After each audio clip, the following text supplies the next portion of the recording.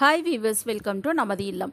இன்றைக்கி நம்ம வீட்டில் வளர்க்கக்கூடாத மரங்கள் பற்றி தான் பார்க்க போகிறோம். அகத்தியர் சொன்ன எக்காரணம் கொண்டும் வீட்டில் வளர்க்கவே கூடாத 17 மரங்கள், அதை பற்றி நம்ம பார்க்கலாம்.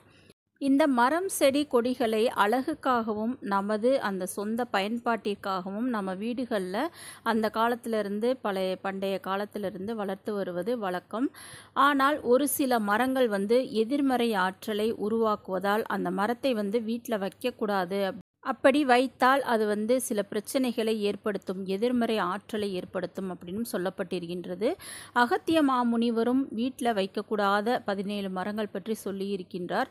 அதெல்லாம் முழு பதிவையும் நீங்கள் பார்த்து தெரிந்து கொள்ளுங்கள். அதற்கு முன்பாக மறக்காமல் நம்ம சேனலை சப்ஸ்கிரைப் பண்ணிக்கிங்க வீவர்ஸ். வாங்க வீடியோக்குள்ளே போகலாம்.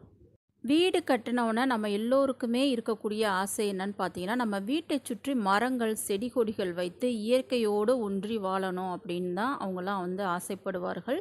அந்த இயற்கையான சுத்தமான காற்று அதன் மூலம் நம்மளுக்கு கிடைக்கும், நம்ம வீடு குளுமையாக இருக்கும் அப்படின்னு சொல்லி நிறைய மரங்களை வளர்த்து வருவது நமது வழக்கம்.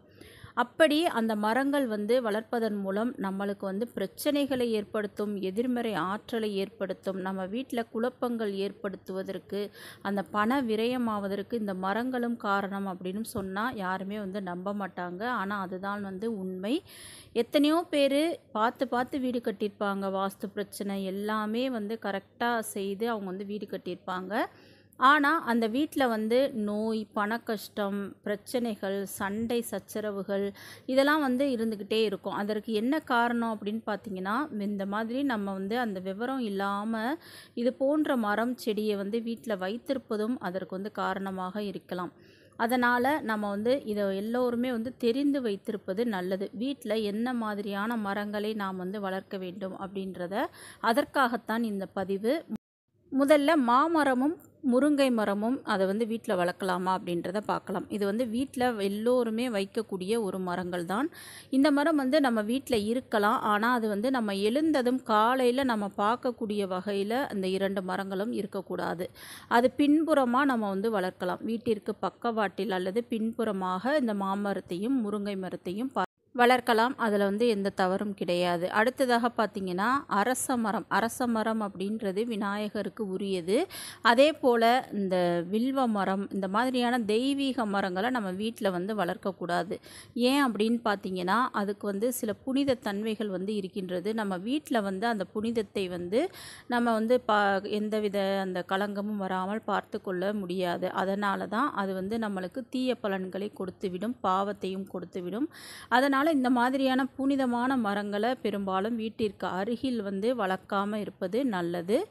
அடுத்ததாக பார்த்திங்கன்னா மூங்கில் மரம். இந்த மூங்கில் மரமும் நம்ம வீட்டில் எதிர்மறை ஆற்றலை ஏற்படுத்தும், நெகட்டிவை ஏற்படுத்தும்.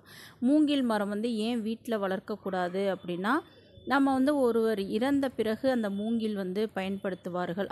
அதனால் அது ஒரு எதிர்மறை சிந்தனையை உருவாக்கும். அப்படின்றதுனால இந்த மூங்கில் மரத்தையும் நம்ம வீட்டில் வளர்க்கக்கூடாது. உடனே காய்ந்து போகக்கூடிய அந்த தாவரங்களையோ செடிகளையோ வீட்டில் வளர்க்கக்கூடாது. உதாரணத்துக்கு பார்த்திங்கன்னா, அந்த காகித பூ போன்ற அந்த எதிர்மறையான சக்திகளை ஈர்க்கக்கூடிய மரங்கள் அதெல்லாம் நீங்கள் வளர்க்காதீர்கள். சிவப்பு நிற அரளி இப்போ நிறைய பேர் வளர்க்க ஆரம்பிக்கிறாங்க. ஆனால் அது குடும்பத்திற்குள் சண்டை சச்சரவு வரும். அப்படின்றதுனால அதை வீட்டில் வளர்ப்பதை தவிர்க்கலாம். தாழம்பூ செடி, செண்பக மரம் ஆகியவற்றை வீட்டில் வளர்க்கக்கூடாது. ஏன்னா அதில் இருக்கக்கூடிய அந்த நறுமணத்தால் நாகங்களை கவரக்கூடியது. நாகங்கள் வீட்டிற்குள் வரும். அப்படின்றதுனால அதை நம்ம வளர்க்கக்கூடாது. அதே போல் இந்த ஆலமரத்தை வீட்டுக்கு அருகில் வளரக்கூடாது. ஏன்னா அந்த விழுதுகள் பூமியில் பரவும். அப்படின்றதுனால கூட அந்த காலத்தில் நமது முன்னோர்கள் அதை வீட்டுகளில் வளர்க்க மாட்டாங்க. அதனால் அதையும் வீட்டில் வளர்க்காதீங்க. அதுக்கப்புறமா நாவல் மரத்தை வீட்டில் வளர்க்கக்கூடாது. அப்படின்றதுக்கு காரணம் என்ன அப்படின்னு பார்த்திங்கன்னா, குளிர்ச்சி தன்மை அதிகமாக இருப்பதால் அதுக்கு அந்த நச்சு பூச்சிகள், விஷப்பூச்சிகளை கவர்ந்திழுக்கக்கூடிய தன்மை இருப்பதனால அந்த பூச்சிகள் நம்ம வீட்டிற்குள்ளும் வரும். அதனாலையும் அந்த நாவல் மரத்தை வளர்க்கக்கூடாது. அத்தி மரத்தையும் வீட்டில் வளர்க்கக்கூடாது. அதற்கு காரணம் வௌவால்களுக்கு மிகவும் பிடித்த பழம். அப்படின்றதுனால நிறைய வௌவால்கள் வரும். அதனால் நம்ம வீட்டுக்கு அருகில் இருப்பதனால நோய் தாக்கம் அப்படின்றது ஏற்படக்கூடும். குழந்தைகள், பெரியவர்களுக்கு எளிதில் அந்த நோய் வந்துவிடும் அப்படின்றதுனால அதையும் நம்ம வீட்டில் வளர்க்காமல் இருப்பது நல்லது. முற்கள் இருக்கக்கூடிய செடிகளை வளர்க்காதீர்கள். ரோஜாவை வளர்க்கலாம். அதற்கப்புறம் பார்த்தீங்கன்னா, இந்த கள்ளி செடி இந்த மாதிரியான முட்கள் இருக்கக்கூடிய அந்த செடியை வளர்ப்பதன் மூலம் துரதிர்ஷ்டமும் கஷ்டமும் நம்மளுக்கு வரும் அப்படின்னு சொல்லப்பட்டிருக்கின்றது. அதற்கப்புறமா பார்த்தீங்கன்னா, கருவேப்பிலை மரம் வீட்டில் ஒரு ஆண் பிள்ளை இருக்கக்கூடிய வீட்டில் கருவேப்பிலை மரம் வளர்க்கக்கூடாது. ஒன்றுக்கு மேற்பட்ட ஆண் பிள்ளைகள் இருந்தால் கருவேப்பிலை மரம் வளர்க்கலாம் அப்படின்னும் சொல்லப்படுகின்றது. ஒரு ஆண் பிள்ளை இருக்கக்கூடிய வீட்டில் இந்த கருவேப்பிலை மரம் வளர்த்தீங்கன்னா, அந்த பிள்ளை வாழ்க்கையில் கஷ்டப்படும், நோய்வாய்ப்படும் அப்படின்னும் சொல்லப்படுகின்றது. புளிய மரத்தை வீட்டில் வளர்க்கக்கூடாது. நமது முன்னோர்கள் அந்த புளிய மரத்தை வீட்டில் வளர்க்க மாட்டாங்க.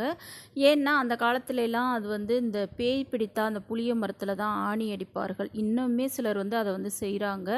அந்த மாதிரியான எதிர்மறையான அந்த விளைவுகளை ஏற்படுத்தும் அப்படின்றதுனால அந்த புளிய மரத்தையும் நம்ம வீட்டில் வளர்ப்பதற்கு உகந்த மரம் கிடையாது. அதற்கு அடுத்ததாக பார்த்தீங்கன்னா, தென்னை மரத்தையும் வீட்டில் ஒற்றைப்படையில் வைக்கக்கூடாது. தென்னை மரத்தையும் ஒரு 2, 4 மரமாக நீங்கள் வளர்க்கலாம். ஜோடியாகத்தான் வளர்க்கணும் அப்படின்னும் சொல்வார்கள். அடுத்ததாக பனைமரம். இந்த பனைமரத்தையும் நம்ம வீட்டில் வளர்க்கக்கூடாது. ஏன்னா பனைமரம் இருக்கும் வீட்டில் பணப்பற்றாக்குறை ஏற்படும். அது மட்டுமல்லாமல் தலைக்கு மேல் கடனும் ஏறிக்கொண்டே போகும் அப்படின்றதுனால அந்த பனைமரத்தையும் நம்ம வளர்க்கக்கூடாது. இலந்தை மரத்தையும் நம்ம வளர்க்கக்கூடாது. இது வீட்டின் அமைதியை சீர்குலைக்கும். இப்போ அகத்திய மாமுனிவர் பல மரங்கள் வீட்டில் வளர்க்கக்கூடாது அப்படின்றத சொல்லியிருக்கிறாரு. புனை சுருட்டு அப்படின்ற நூலில் எந்தெந்த செடிகளை வீட்டில் வைக்கக்கூடாது அப்படின்னு சொல்லியிருக்கிறார் அகத்திய மாமுனிவர். அது என்னென்ன மரம் அப்படின்னு பார்த்தீங்கன்னா, பருத்தி, அகத்தி, பனை, நாவல், அத்தி, எருக்கு, வெள்ளருக்கு, புளிய மரம், கருவேலம், முருங்கை, கல்யாண முருங்கை, கள்ளி, கருவூமத்தை, வில்வம், இலவம், உத்திராட்சம், உதிரவேங்கை இந்த மாதிரியான மரங்களை எல்லாம் வீட்டில் வைக்கக்கூடாது அப்படின்னு அகத்திய மாமுனிவர் சொல்லியிருக்கிறார். உங்கள் வீட்டில் இந்தந்த மரங்கள்லாம் இருக்கா அப்படின்றத கமெண்ட்டில் சொல்லுங்கள். மறக்காமல் நம்ம சேனலை சப்ஸ்கிரைப் பண்ணிக்கிங்க வீவர்ஸ். நெக்ஸ்ட் வீடியோவில் பார்க்கலாம். தேங்க்யூ.